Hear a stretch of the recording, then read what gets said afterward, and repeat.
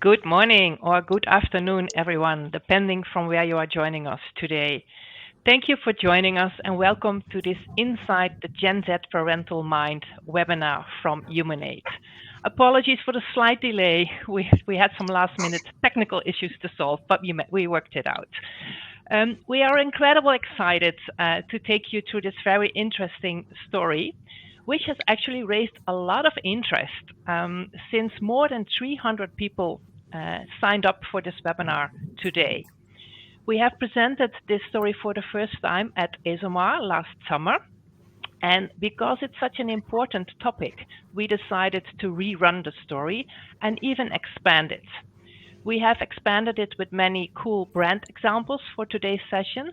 And also after the presentation, we will actually talk to a real Gen Z parent in a short interview. Before we start, I would like to mention a few practicalities. The first one is that this session will be recorded, and that recorded session will be sent to you afterwards. Secondly, if you have questions during the session, which is of course totally fine and even welcomed, then we welcome you to post the questions in the questions tab, which you can find on the right-hand side of your screen. You can also upvote questions so that we can make sure that we answer the most important questions at the end of the session during the Q&A. My name is Anita Janssen. I am joining you today from the Greater Düsseldorf area in Germany. And I would like to welcome my co-host for today, Angie, who is joining from Amsterdam. Hi, Angie. Hello, everyone. And Michael, who is joining me from Detroit. Hi, Michael. Hello. Thanks. The story you are about to hear is the result of a collaboration with Philips. And that's why I would really like to thank our client Philips today for making this all possible and for allowing us to share the story. And a big thank you to the team who has actually conducted the study, Pauline and Aya. Thank you so much. Now, before we dive into the content, I would like you to reflect on how you would handle the following scenario. Imagine you have a 2-year-old and you take that 2-year-old to the supermarket. And then the 2-year-old decides in the middle of the supermarket to have a tantrum. What would you do? Would you tell your kid to stop or else no dinner? Would you distract it maybe with a package of sweets? Or would you ignore and just carry on with your groceries? Please share your reaction with me by using the emoticons that are linked to the answer options. And you can put that either in the chat or just use the react button at the top. Yeah, thank you. There we go. I see a lot of thumbs and a lot of celebration hats. So distraction and ignoring. Okay, I think that means that we have a lot of Gen Xers and millennials in our audience. Because, of course, the real question is, what would Gen Z do in such a situation? I think I got your attention there because actually Gen Z, none of those answers actually applies to Gen Z. What they would do is that they would most likely let their kid have the tantrum. Why would they do that? Do they lack parental discipline? What makes them tick like that? Angie will tell us all about that when she's sharing the actual story on Gen Z being a parent. Gen Z, we know a lot about Gen Z. Let's make sure before we start that we are all on the same page when we talk about Gen Z. Again, you can show me using the emoticons what you think applies to Gen Z. Is Gen Z born between 89 and 2006, meaning they are 18 to 35-year-old, or born between 97 and 2012, between 12 and 27-year-old? Wow, excellent indeed. It's the second option. So everyone knows that's what we are talking about. Good. And we know a lot more about Gen Z, right? We know a lot about their context. We know that they're digital natives. We know that they're also referred to as the pandemic generation. We know that they are used to live in a turbulent, uncertain world and are even known to economic instability. And that also defines their values. They have become inclusivity champions, mental well being advocates, and playful mavericks. That's what we all know, and I'm sure many of you have conducted many studies on Gen Z as well. But what we know less about is how Gen Z acts as a parent, because they are entering parenthood.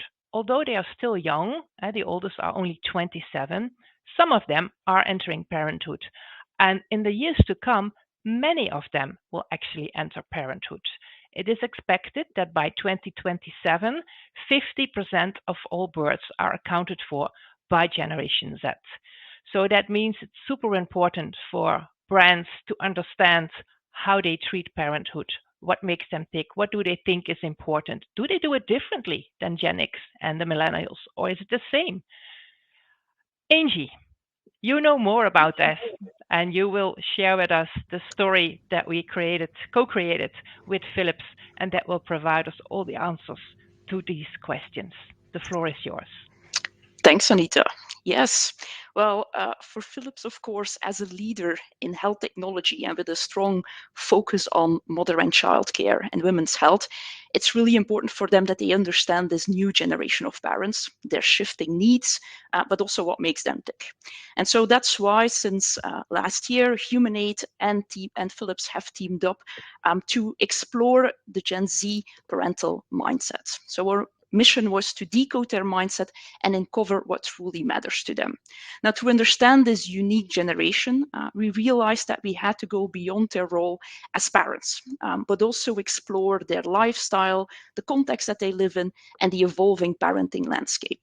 Now, to get that full picture, we took a mixed method approach, and it all started with stakeholder interviews to map what we knew, but also pinpoint knowledge gaps. But at the heart of all of it was our mobile first online community. So over the course of 4 weeks, we engaged with 115 people from Germany and the US. And this led to more than 2,200 interactions and more than 1,700 pictures and videos that we captured. So while our main goal was, of course, to understand Gen Z's parenting mindset, we collaborated with both Gen Z and millennial parents, all with children under 3, so that would help us then to pinpoint the differences between these two generations. Now, since Gen Z is, of course, only at the starting point of their parenting journey, we also included Gen Zers who are not yet a parent today, but are open towards parenthood in the future. And our community really served like a creative toolbox. Allowing really to explore the many dimensions of parenting by blending mobile ethnography with storytelling exercises and mission-based activities. Now, to further illuminate all of our learnings, we also teamed up with experts and creatives. So on the one hand, we closely collaborated with generational experts to help us identify which differences between millennials and Gen Zers could be attributed maybe more towards life stage, and which ones were truly driven by generation. And that then gave us clarity on what makes Gen Z a unique parenting generation. We then partnered with creatives in a global ideation contest where we asked them to design a new app that addresses the needs of these future parents. And those ideas that came up then helped us to bring to life our learnings. Now, before we jump into what we've learned, let's hear your thoughts first. So let's use the emoji buttons at the bottom of your screen to share if you think that Gen Z feels pressure to become a parent or not. Okay, we see a lot of no's coming, but let's have a look at what Gen Z has to say. Some people don't like kids. Some people think that they're annoying. I think I have friends that would want kids but are scared of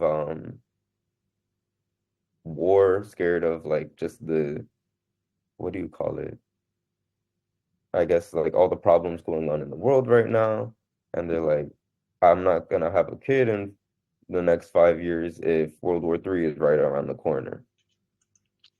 So as we've just heard, parenthood is definitely not a given for Gen Z. So many have worries about things like sustainability, economic instability, and even war. And others, they just don't like the idea of parenting or don't want to give up their freedom or lifestyle. Now, so compared to previous generations, Gen Z is pushing back more against that societal pressure to have children. They really view it as a personal choice, not an expectation. And with Gen Z's more progressive and inclusive mindset, they are also far less judgmental about those people who choose to have a child-free life. Now, those Gen Zers who do become a parent, they approach it in their own unique way. And of course, while both millennial and Gen Z see parenthood as a meaningful and transformative journey, they are experiencing it differently. So millennials, we see that they approach it with more caution. They are worried that becoming a parent might overshadow their personal identity. Gen Z, on the other hand, they view parenting as an enriching experience that helps them to learn and to grow. For them, being a parent is not about compromising their identity, but enhancing it. It kind of adds an extra layer around their identity. Now, before we dive deeper into Gen Z's unique parenting style, let's take a look at a key factor that shapes their parenting approach, and that is their upbringing. Because our approach to parenting is not only shaped by generational characteristics, Gen Z versus millennials, but also about the way we were raised ourselves as well. And millennials, they were mostly raised by the boomer generation. Gen Z, they typically grew up with Gen X parents. And as a result, Gen Z and millennials experience very different parenting styles. Now, let's start with the millennials and their boomer parents. Boomers, they often focused on financial success. And because of that, they emphasized the importance of education and a strong work ethic to get ahead in life. At the same time, they also placed high value on family, creating a protective and supportive environment, really centered around traditions and quality time. Now, millennials, they strive to offer their children a similar upbringing. They want to create that same safe, loving environment for their children.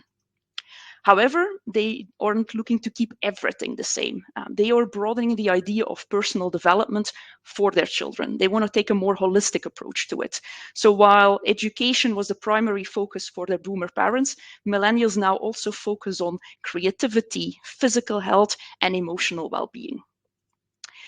Now, let's dive into Gen Z and the parenting style they experienced with their Gen X parents. So, Gen X parents, they value independence and focused on raising self-reliant kids who can navigate life on their own. And this is mainly driven by the reality that they were one of the first generations where both parents often worked full-time, which made self-sufficiency for the children key. However, it wasn't all about freedom with Gen X parents. In fact, they had very clear rules and also very high expectations for their children. And while Gen Z respects the efforts of their parents, many see their parents more as reverse models, examples of what not to do. And this is different from millennials, who often see their parents as role models. So although Gen Z values the independence they were given, they often felt like they had to figure out life on their own. And as a result, they are now really determined to approach parenting for their own children in a different way. So they want to be the parent that they wish they would have had themselves. So that brings us to the question, how do they approach parenting? Well, Gen Z's unique parenting style is built on four key pillars. And the first one is the importance to follow their child's rhythm. So Gen Zs, they see their kids not just as small children, but as mini individuals with their own unique personality and interests. And as a result, as parents, Gen Z is not interested in molding their children into something they are not. Instead, they want to focus on letting their child to learn, explore, and grow at their own pace, allowing them as a result to become their own authentic and real selves. So Gen Z, they view their role as a parent more as being a cheerleader, being supportive and encouraging from the sidelines without imposing too many strict rules and directives. And that's a clear shift from previous generations. Boomers and Gen X parents, they really took the lead and they were expecting their children to follow. Millennials, they already started embracing more a collaborative approach, allowing their children to provide input, but still with a very active role for the parent to curate and guide their children's interests. And Gen Z now is taking this one step further. And this difference really comes to life when we look at how parents handle tantrums, kind of bringing us back to the start of this presentation. Millennials, they tend to take a more active role to manage the tantrum. They often use timeouts and distraction techniques, such as the candy, to control or regain control over the situation. Gen Z, on the other hand, they don't focus on controlling the situation, and they are most likely going to let their child have the tantrum. They take a more relaxed, child-led approach, and in those situations, they're going to focus on validating their children's feelings, allowing them to work through it at their own pace, and really prioritize understanding their children's perspective. Now, a second focus for Gen Z parents is to prepare, not overprotect. Gen Z parents, they are very realistic. They know that their children will face struggles in life, and they believe the sooner they learn how to navigate these challenges, the better. So where millennials often want to create a protective bubble around their children, Gen Z is more focused on preparing their kids for the real life challenges and building confident and resilient kids. Now, to achieve this, Gen Z parents, they encourage their children to take risks. Gen Z parents, they don't just clear obstacles or step in to course correct every misstep of their children. Instead, they see making mistakes as valuable learning opportunities, but all within the safe environment that they have created. Preparing for Gen Z parents also means that they don't shy away from the tough topics in life, such as discrimination or mental health. Now, by having open conversations about these topics, they want to prepare their children for future challenges. Now, as we've mentioned before, Gen Z grew up feeling a bit more distant from their own parents due to the way they were raised and the parenting style that they experienced. As a result, Gen Z is now hyper-focused in building a strong emotional connection with their own children. And so as a result, they prioritize being present, both physically and emotionally. So it's also all about creating a space where feelings and experiences are being shared openly and totally free of judgment. At the core of all of this is that Gen Z parents want to develop a strong trust relationship, ensuring that their kids will feel comfortable reaching out to them for support whenever life gets challenging. And that is really important for Gen Z parents because that's something that they missed with their own parents. Now, finally, Gen Z parents don't see parenthood as something that limits their identity or lifestyle. They see it more as a shared adventure. It's not just about giving, it's also about having fun. And so they want the time they spend together with their children, they want to make that enjoyable, both for themselves and their children. And they achieve this in different ways. On the one hand, they will include their children in activities and hobbies that they like as parents. Think, for example, yoga or hiking. On the other hand, they will focus on turning everyday routines into playful moments with their kids. And this is different from Gen Y parents. Of course, millennial parents, they also value those shared moments with their children, but they often prioritize their kids' needs in those moments, and that comes at the expense of their own enjoyment. And of course, that kind of also explains the boost and boom of educational toys we have seen in the past decades. Now, the fact that they prioritize their kids' needs, and we combine that with millennial parents' chase to be the perfect parent, often leads to them craving for me time to decompress and recharge so that they can show up as their best selves in those moments with their children. Now, we see less need for me time with Gen Z parents because they fulfill their own needs also in those shared moments with their children. Now, what does all of this now, of course, mean for brands? Well, we know that both millennials and Gen Z have very high expectations towards brands, but their priorities are different. For millennials, safety and reliability, they are really the must-haves, but they are more flexible when it comes down to other brand expectations. Gen Z, on the other hand, they bring more an overall no-compromise mindset. For them, it's not just about covering the basics. They look for a brand that cares. So let's break down what cares exactly means. To start, in fact, both millennials and Gen Z parents expect brands to be environmental responsible. But Gen Z, they push it further.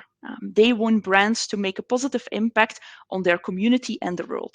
So for Gen Z, social responsibility, inclusivity, and championing diversity are key, and not just in how the business operates, but also in how brands represent themselves to the world.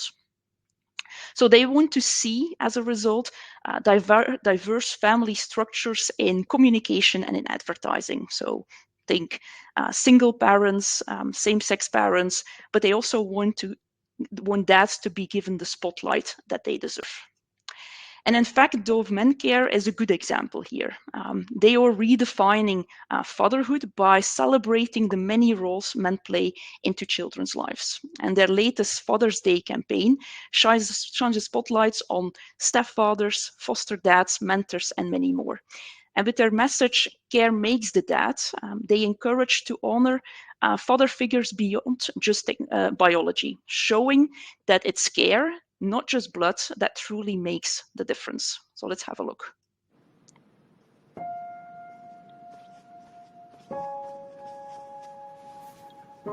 Hi, am I looking at you? Okay. Hey, I'm doing good.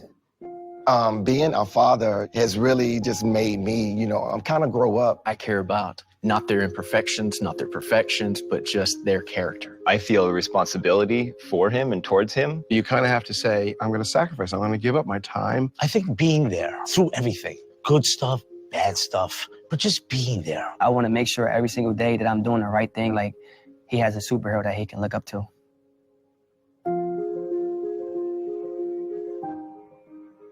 He's very special. If someone asked me for like $1,000, he's priceless to me.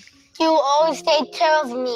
Oh, Chris makes me feel safe because he was always there to support me. He just is always going above and beyond for us and loving us when he didn't have to. He chose us, and that just means all the more to me. He was 25 and he chose to take on the position of being our dad. When he came into my life, I was still very young, so I actually didn't even notice that he wasn't my biological father. Chris is kind of like my dad. I can't really imagine a life without Chris. If I were to have a different grandpa, it would be way different. He helps people and I want to help people like me. A father is someone biologically that, brought you into the world, but a dad is that person that loves you unconditionally.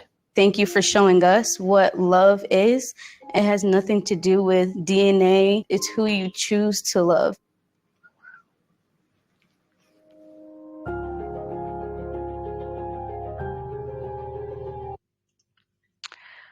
Another great example that we have is, in fact, Proudly.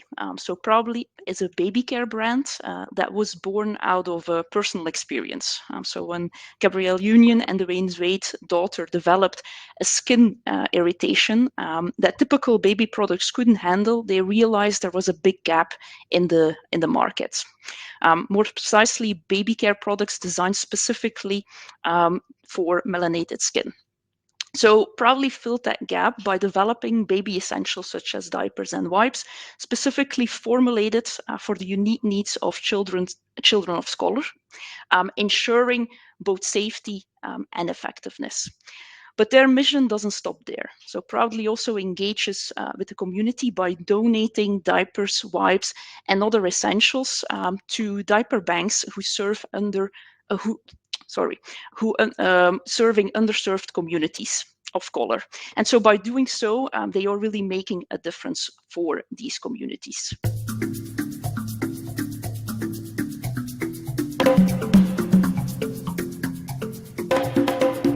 We're here at Overtown partnering with the Miami Diaper Bank to give out diapers, wipes, and other essential needs to the community. 600 families have joined us today. We're on federal assistance and unfortunately don't get diapers and wipes as part of that. So we really want to be here to help and support the community. Our brand is co-founded by Gabrielle Union and Dwayne Wade, and Miami is a very important part of their family and a place that they call home. So we are excited to be here on behalf of the brand and them and the Miami Diaper Bank. It's a blessing to everybody that's going through hard times right now. Everybody needs good help.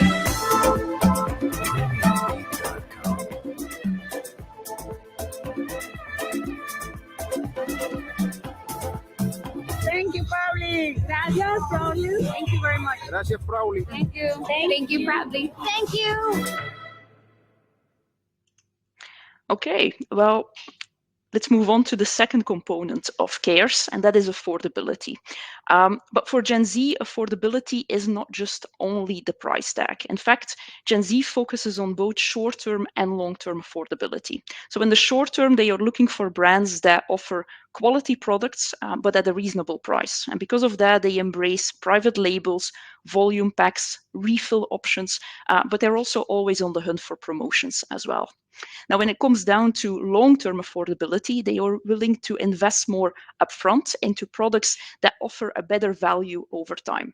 So because of that, they will focus on durability and longevity, and they prefer products that are designed to grow with their children. So think, for example, strollers or high chairs. That then ultimately, of course, reduces the need to buy multiple products throughout the baby and toddler phase. Now, Gen Z also value resale opportunities and the circular economy, and they really appreciate brands that highlight the value of their products in the second-hand market. An example here is Alora brands. So they demonstrate how brands can in fact combine sustainability with economic value. So they have implemented a circular economy model by creating baby products that can be recycled and remanufactured. And in fact, they also have a buyback system, which you can see here on the screen, that enables, in fact, customers to return their used products up to 3 years after purchase, and they would still receive 20% of the original price that they paid. Now, once those products are returned back to Alora brands, they will remanufacture those products, giving them a new life and then ultimately reselling them again. Micmac Minuscule is another example. They offer trendy pre-loved baby registries, so making it easy for parents to curate baby essentials in the second-hand market. And this really showcases how smart buys can also still be stylish as well. Now, the third component is right for me. And Gen Z parents, they are really redefining what it means for products to be right for their families.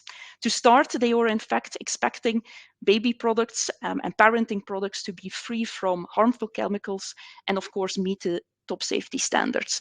But that's really only the starting point. As we mentioned before, for these parents, parenthood isn't about losing their identity, but enhancing it. So they look for products that align with their lifestyle, that seamlessly fits into their lives, but that also help them express their own interests and passions. So think, for example, baby gear that matches their own personal style, or smart gadgets. And then finally, they also value products and services that are customized to their specific and unique family's needs. And this focus on personalization, on the one hand, allows them to celebrate the individuality of their children, but at the same time, they also believe that tailored solutions are also more effective. Now, a good example here is North Face. So North Face is a premium outdoor brand that is known for innovation and quality. And with their collection of convertible maternity performance wear, they showcase how they can combine functionality with style and adaptability. And really, as a result, meet the needs of these modern parents. So each jacket includes, in fact, a removable baby blanket that can be zipped into the coat. And this design allows then the parents to comfortably carrying their baby while also staying warm and enjoying the activities that they like, such as hiking, for example.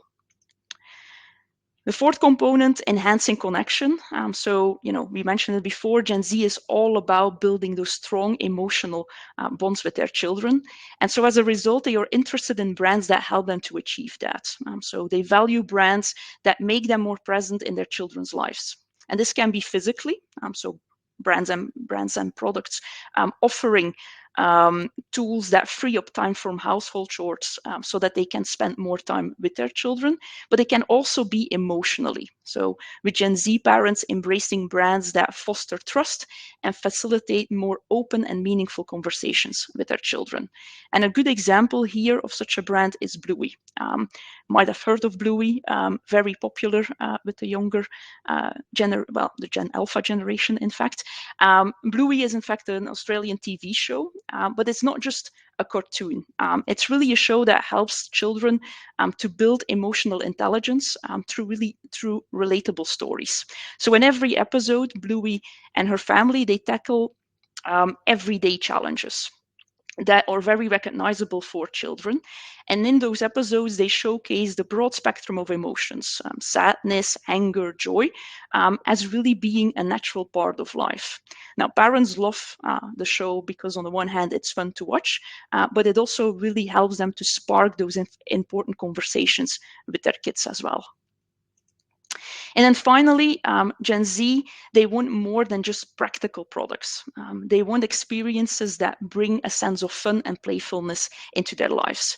And this really creates an opportunity for brands to elevate that parenting experience by adding sensory elements, bold designs, and fun features into kids and parenting products. And by doing so, brands can make those everyday routines more enjoyable for both for the parent and for the child.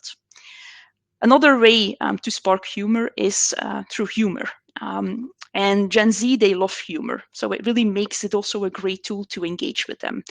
Brands that engage such a way, they can really represent and depict the messy, chaotic, and imperfect side of parenthood, and in a more playful way, and because of that, also create stronger emotional connections. So by showcasing the reality of parenting in a more relatable and funny way to Gen Z parents, they can really create a stronger connection with the Gen Zers, because that's really communicating in a way that resonates with Gen Z. And a great example of this is the IKEA campaign, Life is Not an IKEA Catalog. So this campaign really captures in a very funny way the messy reality of parenting.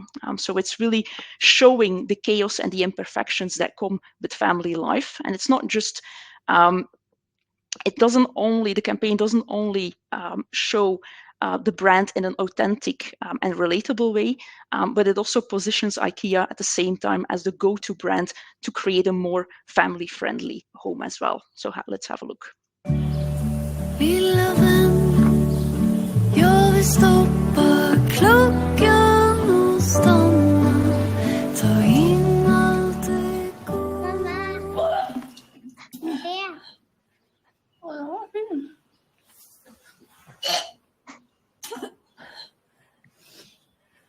Det är så fint. Käbbigt.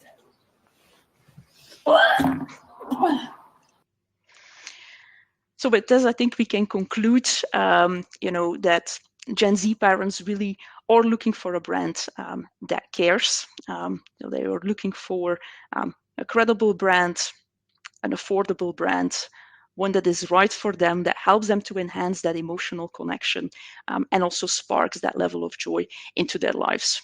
Now, to kind of wrap it up, I think we can conclude that generational learning is really fascinating, but important is for us as well, that this is not just about stereotyping a generation. It's really about creating an understanding of just this new generation of parents, their needs, and how they are in fact shifting. And this better understanding then allows brands to communicate better with this generation of parents, but also come up with innovations that serve Gen Z parents, but in fact, all generations of parents. Now that brings me to the end of this presentation, and I will now pass it on to Michael and Christian, or Gen Z parent.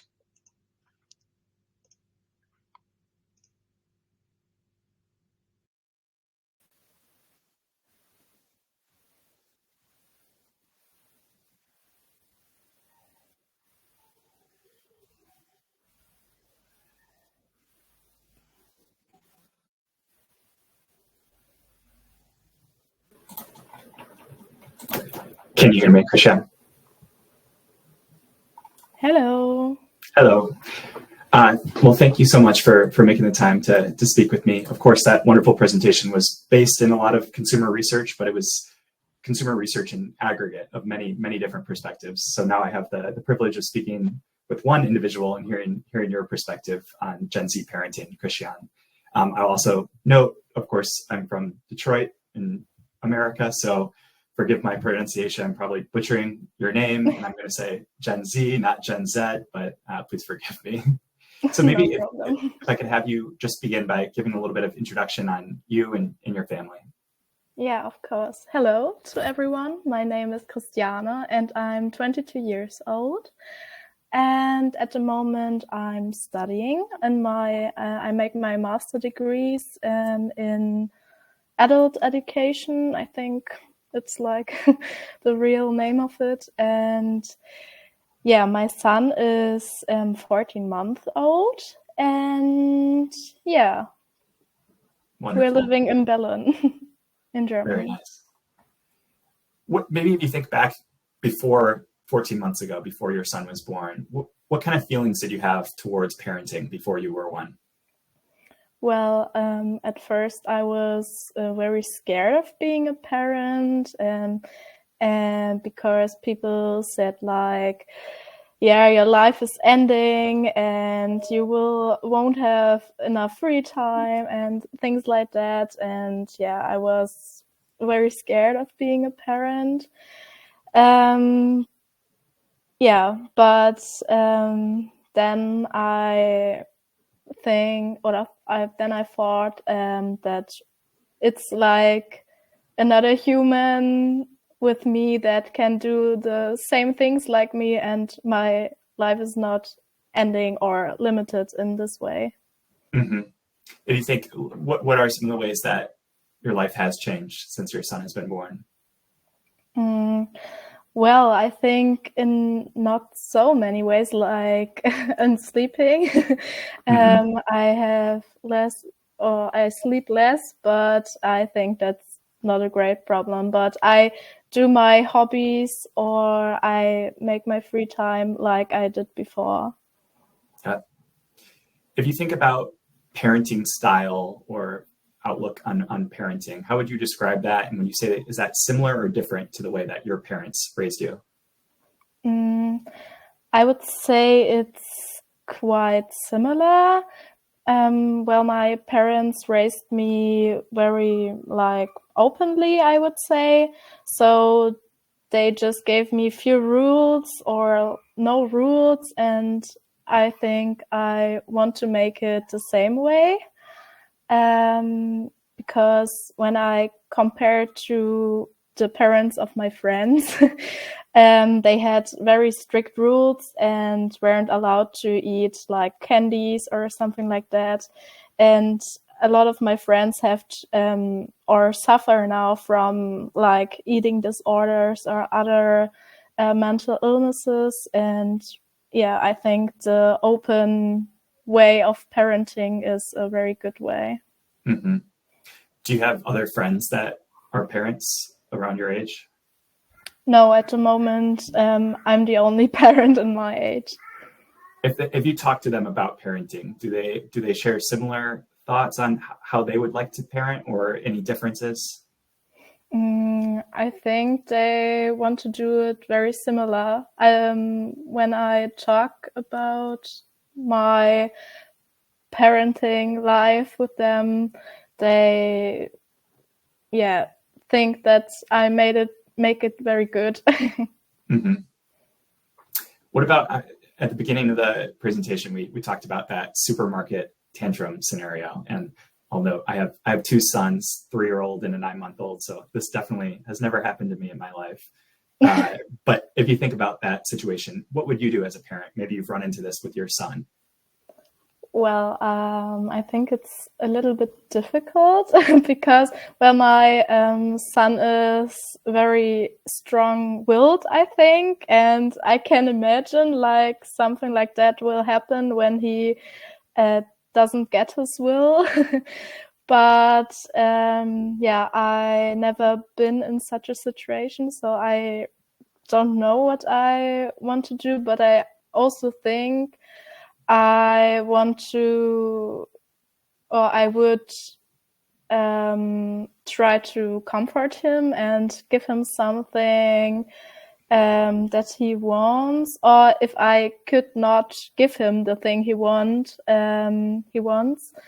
then I would like imagine a method I could do so I can, give him my, I want to show him that I see him and I see his feelings, and yeah. Mm-hmm. If you think, you mentioned your son has a strong will, like if there is a situation where maybe he wants something that's not what you want for him, how do you balance your will and his will? Well, I read a lot and I see a lot of videos on like Instagram or TikTok, also about parenting. And I think a good method is, for example, when he wants something, to make a photo of that. And then before Christmas or his birthday, you show him the pictures of the year, and then he can, see what we photographed, and then he can say what he really wants, and then he forgets in this situation that he wanted it like 2 months ago or something like that. That's a good idea. I'm gonna steal that idea from you. If you think part of the presentation was talking about the 4 pillars of Gen Z parenting, I'll repeat those in a minute, but maybe which one most connected with you and did you relate with? So the first one was syncing with your child's rhythm, preparing, not overprotecting, an emotional bond first and foremost, or fun for all. Which of those do you connect with most as a parent? I think it's like mixed, but when I have to choose one, I think the last one, the fun. Mm-hmm. Why is that? Because I think it's like the most important thing that we have fun, and I also think the other ones are also important, because I think overprotecting is also not good, because then he thinks he's not I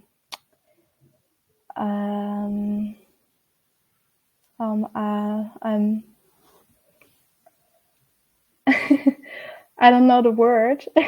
All good. He's like not self-confident or something like that. So sure.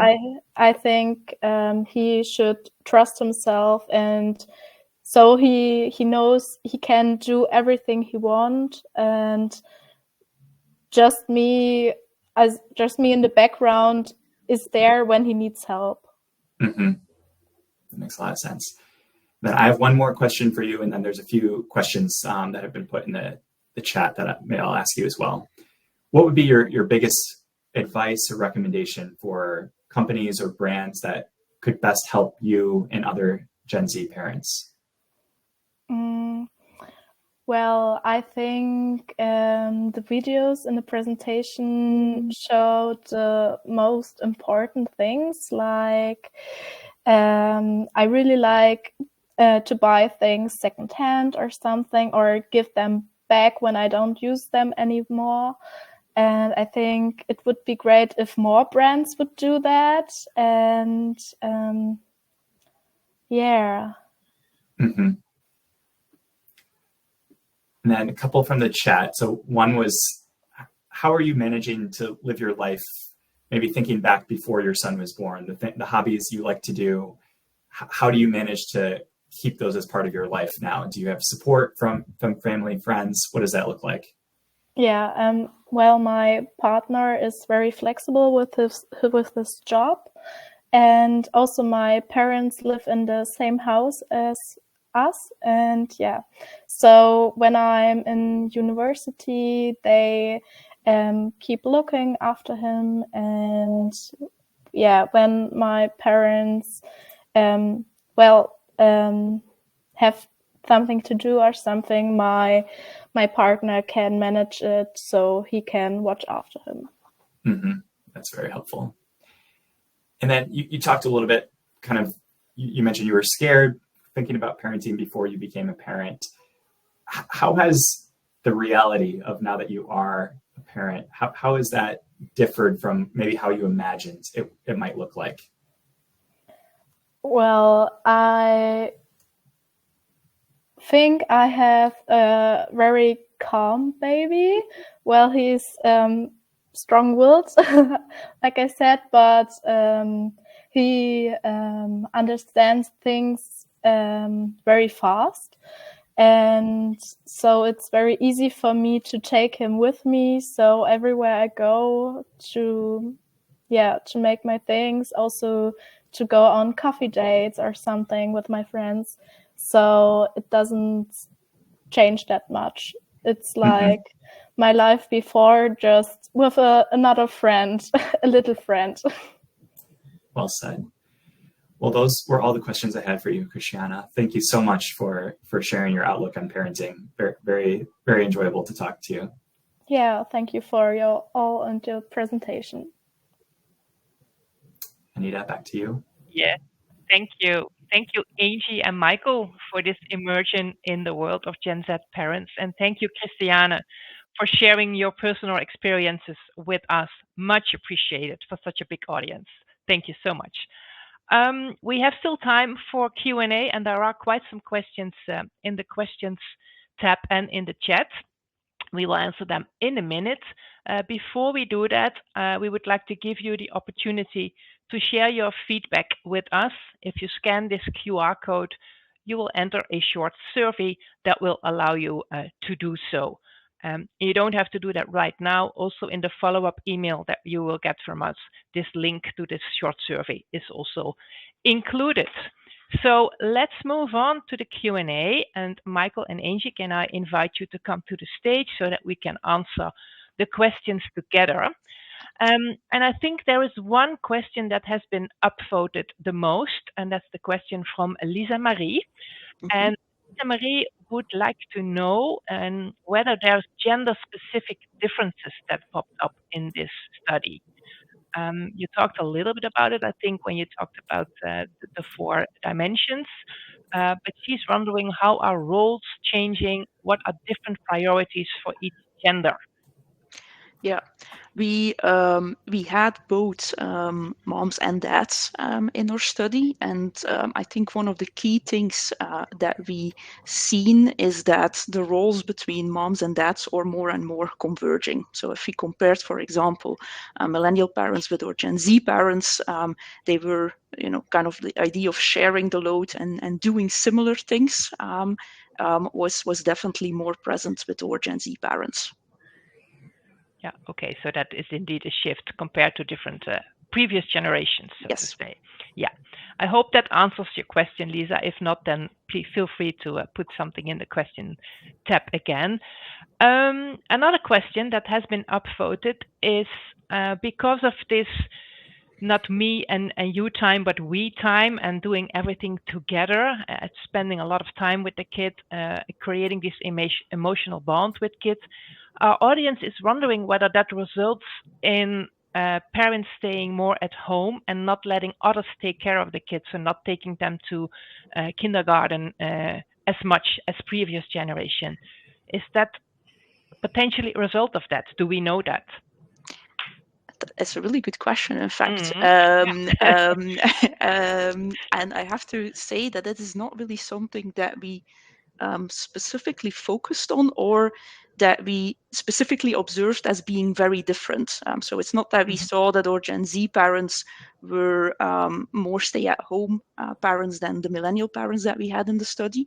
I do think what we've just in generally seen that with millennial parents, it was really all about being in the chase to be perfect, the perfect parent, doing still a really good job at work. It was the amplification of all of that.